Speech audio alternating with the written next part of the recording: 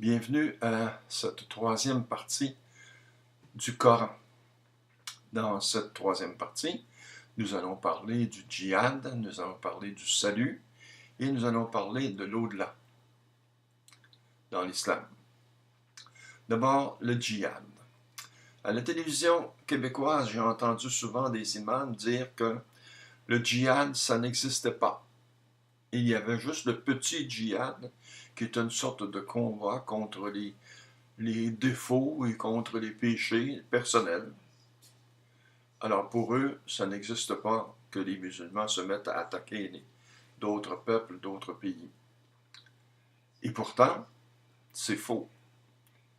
Lorsque, à la mort de Mahomet, les musulmans se sont emparés de l'Afrique du Sud, de l'Afrique du Nord plutôt, ils se sont emparés de l'Égypte, de la Libye, de Tunisie, de l'Algérie, du Maroc et de la Mauritanie. Et ensuite, ils ont traversé et ils se sont emparés de l'Espagne. Ils sont allés jusqu'en France, à Poitiers, lorsqu'ils ont perdu contre Charles Martel. Alors, ils sont revenus, ils ont reculé en Espagne.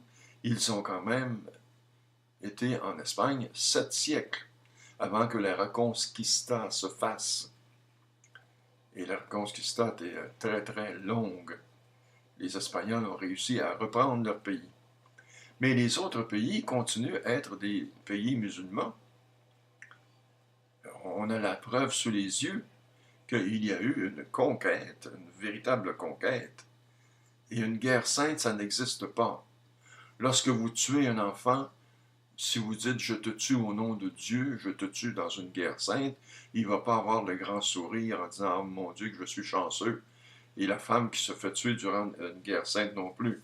Elle ne va pas se trouver chanceuse. Ils ne vont pas trouver que c'est des œuvres pieuses. Et après, les musulmans sont partis à la conquête de l'Ouest. Et là, ils se sont emparés de pays qu'on nomme aujourd'hui l'Irak, l'Iran, l'Afghanistan, le Pakistan. Et puis, ils se sont emparés de l'Inde. Alors, l'Inde, ils l'ont perdue. Alors, c'est assez bizarre. Aux deux extrémités de leur conquête, l'Espagne et l'Inde, ils ont perdu tous les deux. Et aujourd'hui, l'Inde appartient aux hindous.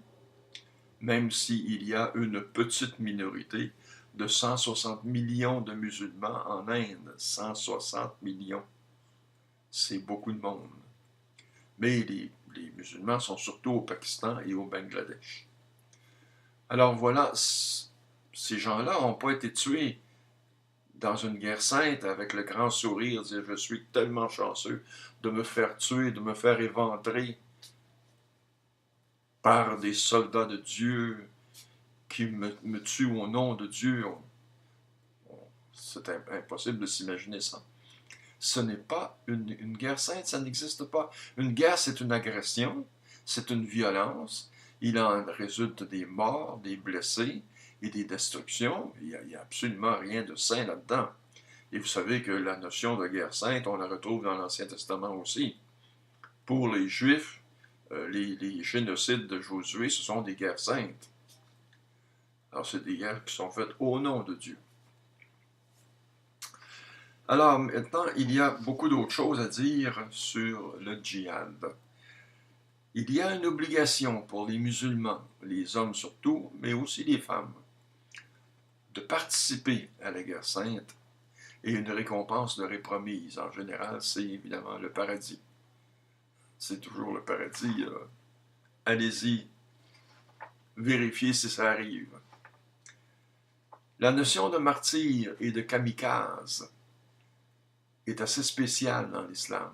D'habitude, les martyrs dans le christianisme, ce sont des gens qui témoignent de leur foi. On leur dit « renoncez à votre foi », « non, j'y renonce pas, donc je te martyrise, je te tue ». Ça, c'est le martyr chrétien. Mais le martyr musulman, ce n'est pas ça. C'est l'agresseur. Il agresse, et si au cours de l'agression, il est tué, c'est un martyr. C'est un martyr. Alors qu'il est l'agresseur. Et là, vous avez la notion plus moderne des kamikazes. Les kamikazes se tuent et tuent d'autres personnes avec la promesse d'avoir le paradis et 72 vierges à leur service. Comme au Japon, il y avait les kamikazes qui se lançaient sur les porte-avions américains. Alors voilà pour la notion de martyr. Les hommes font les basses œuvres de Dieu. Ça, c'est incroyable. Comment se fait-il que les hommes sont comme ça? Ils s'imaginent qu'ils tuent au nom de leur Dieu. Ils s'imaginent que leur Dieu n'est pas assez puissant pour régler ses problèmes. Par exemple, si Dieu avait voulu s'emparer de l'Afrique du Nord, il n'était pas capable. Il avait besoin des musulmans pour s'emparer de l'Afrique du Nord. Et même chose du côté de l'Est jusqu'en Inde. Et d'ailleurs, dans le Coran, on dit « c'est Allah qui les tue, ce n'est pas vous ». C'est vous, évidemment, c'est votre épée, c'est votre fusil, mais c'est Allah qui les tue, qui se sert de vous pour tuer. Quelle belle notion de la divinité. La guerre sainte contre les musulmans. Alors, là, je n'ai jamais entendu parler d'un imam parler de la guerre entre deux pays musulmans. Est-ce que c'est une guerre sainte? Peut-être même c'est une guerre doublement sainte, puisque nous avons deux pays musulmans qui se font la guerre. Nous en avons eu des guerres récemment entre l'Irak, l'Iran, l'Afghanistan. Alors, en quoi est-ce des guerres saintes? Alors là encore, c'est la même chose. Les musulmans qui s'entretuent, ce ne sont pas des œuvres pieuses. Ce n'est pas une guerre sainte. Une guerre, c'est une guerre meurtrière, avec des morts et avec des blessés. Ça ne peut pas être saint.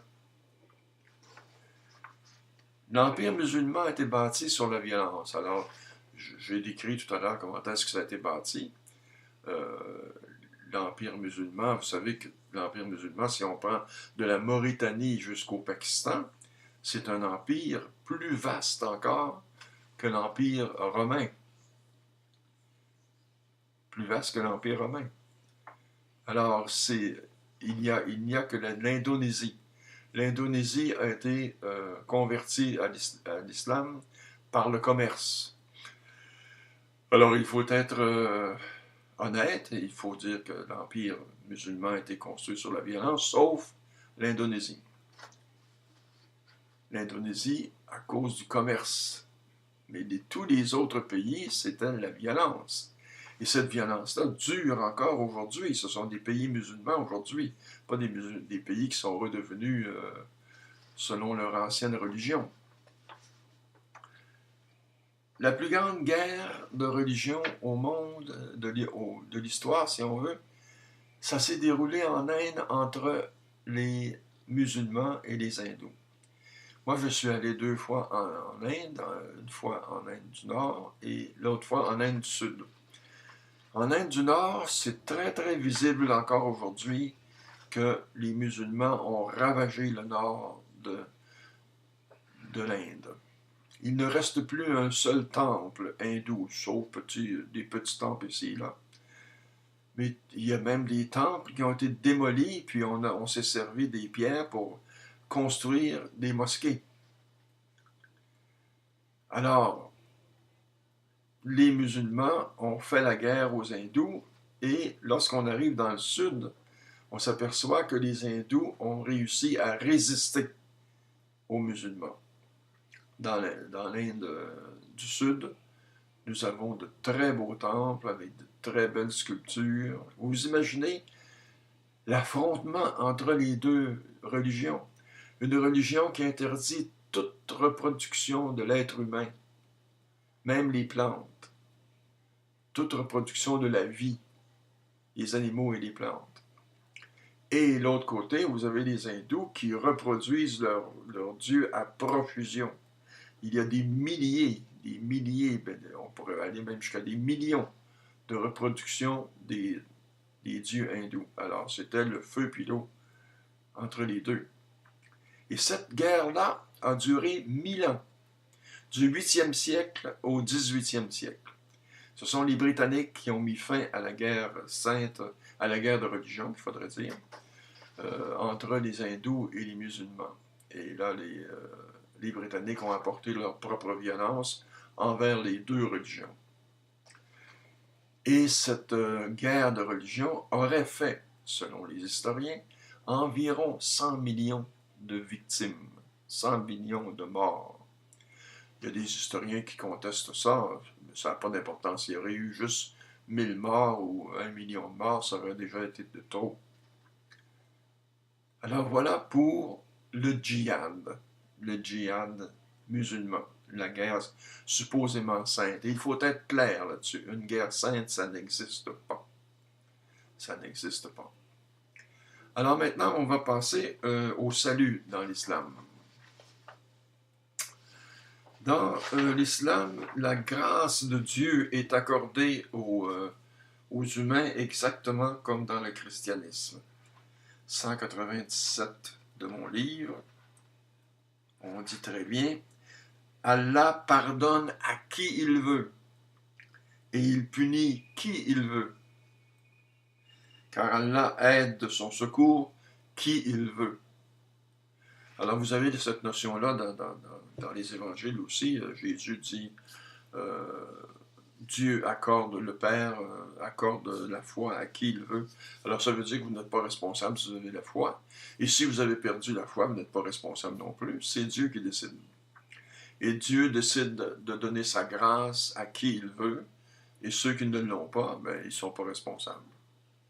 Alors c'est une espèce de déresponsabilisation parce qu'on veut absolument attribuer à Dieu l'arbitraire de la grâce. Le libre arbitre est bafoué dans l'islam aussi. Il n'est pas, j'ai déjà parlé dans la Bible immorale, que Dieu ne respecte pas le libre arbitre des êtres humains, en commençant par Adam et Ève, et ensuite avec le déluge, ça continue. Et dans l'islam, c'est la même chose. Alors, le libre arbitre, vous n'avez pas le droit de ne pas être musulman. Si vous n'êtes pas musulman, Dieu ne respecte pas du tout votre libre arbitre. Il va vous exterminer, il va vous tuer, il va... Exactement tout ce qu'on a vu dans les 21 versets du Coran qui tuaient la révélation divine. Et puis, c'est surprenant, là aussi dans l'islam, on retrouve la notion du petit nombre d'élus. Là aussi, il y a un petit nombre d'élus. C'est assez bizarre que Dieu se donne la peine de créer les hommes et finalement, il ne va en sauver qu'un petit nombre. Et même dans le christianisme, c'est encore plus bizarre. Dans le christianisme, Dieu prend la peine de descendre du ciel dans la personne de Jésus, de mourir sur la croix, tout ça pour sauver un petit nombre de chrétiens, pas de chrétiens, mais d'êtres humains. Alors, c'est une notion qui est purement humaine.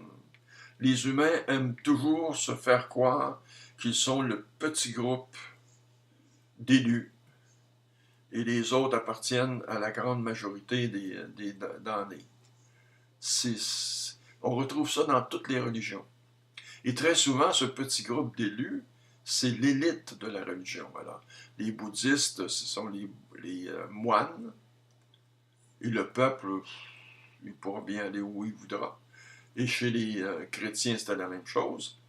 C'est les moines dans les monastères, tout ça. Eux autres, ils vont être sauvés. Ah oui, ça, c'est sûr. Mais le peuple, c'est pas très, très sûr. Ils vont tous aller en enfer. Et ainsi de suite. Vous avez la même chose dans le judaïsme et dans toutes les religions. Le petit nombre d'élus. Et c'est assez incroyable qu'on ait imposé aux mères chrétiennes et tout comme aux mères musulmanes de grosses familles. On est contre l'avortement. Alors, on doit avoir tous les enfants que Dieu nous envoie. Et la majorité de ces enfants-là vont aller en enfer. C'est parce que c'est le petit nombre qui va être élu.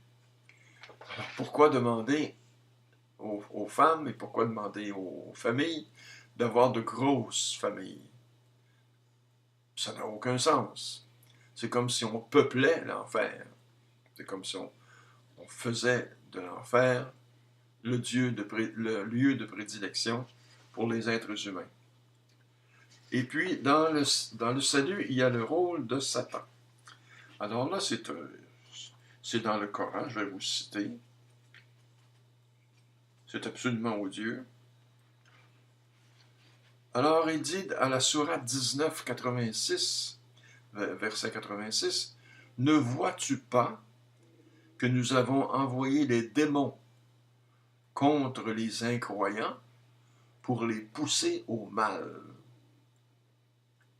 Dieu pousse les incroyants au mal avec l'aide des démons. C'est joli, c'est comme tout ça. Où est la miséricorde là-dedans? Qu'est-ce qu'il y a de divin là-dedans?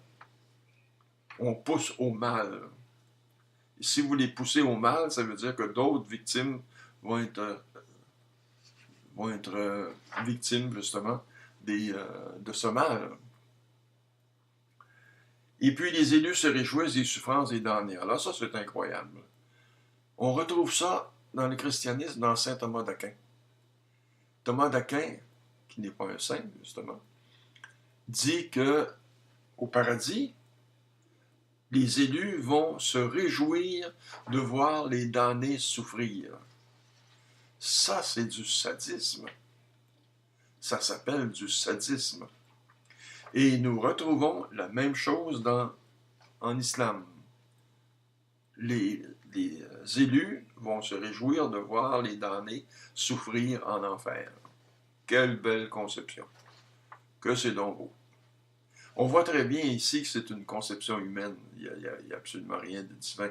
Même chose pour tout à l'heure, le rôle des démons et de Satan. Dieu ne peut pas pousser les incroyants à faire le mal. Voyons, ça n'a pas de sens. Mais les êtres humains, eux autres, ils mettent leur volonté là-dedans. Ils ont un point de vue bien humain. Maintenant, on en arrive au troisième point, l'au-delà. Alors, l'au-delà. Il y a un jugement dernier, comme dans le christianisme. Mahomet, comme Jésus, ne connaît pas l'heure de la fin du monde ou du jugement, si vous voulez. Alors, page 215, je vais vous citer le verset. Ils t'interrogeront sur l'heure. Pour quel moment est-il fixé? Réponds, la connaissance de cette heure est seulement auprès du Seigneur. C'est exactement la même réponse que Jésus dit à ses apôtres. Lorsque les apôtres lui disent, mais quand la fin du monde va arriver, à quelle heure et quel jour? Jésus dit, aucun prophète ne le sait, même pas le Fils de l'homme. Il se désignait lui-même comme Fils de l'homme. Mais seulement le Père le connaît. Alors vous voyez que Jésus et Mahomet sont prudents tous les deux. Hein? Ils ne s'aventurent pas à prédire l'heure et le jour de la fin du monde. Ils s'en remettent à Dieu. Et dans le cas de Jésus, eh bien, il avoue qu'il n'est pas Dieu, puisqu'il ne le sait pas lui-même. Alors nous avons la même chose dans le Coran. L'enfer céleste. Alors, l'enfer céleste. Il y a l'enfer terrestre aussi, hein, parce que l'islam est une religion tellement réglementée qu'elle met en cage ces musulmans. Les musulmans sont obligés de faire ci, sont obligés de faire ça. Le pèlerinage, les prières tous les jours, et le ramadan, c'est très, très, très, très précis comme religion. Il n'y a pas de liberté là-dedans. Mais il y a aussi l'enfer sur la terre, quand vous parlez de guerre sainte, et puis toutes les guerres entre les chrétiens et les musulmans, ou entre les musulmans aussi, alors. Et la guerre aussi de la pauvreté, parce que les pays musulmans, actuellement, ils n'ont pas toujours été pauvres, mais actuellement, ils sont pauvres et ils connaissent l'enfer sur terre. Alors que beaucoup de dirigeants s'en mettent plein les poches avec le pétrole. Alors voilà pour l'enfer terrestre, mais l'enfer céleste. Alors l'enfer céleste, ce qui est curieux, et ça Jésus c'est la même chose, et puis Mahomet c'est la même chose, ils nous décrivent un enfer avec les notions de la terre.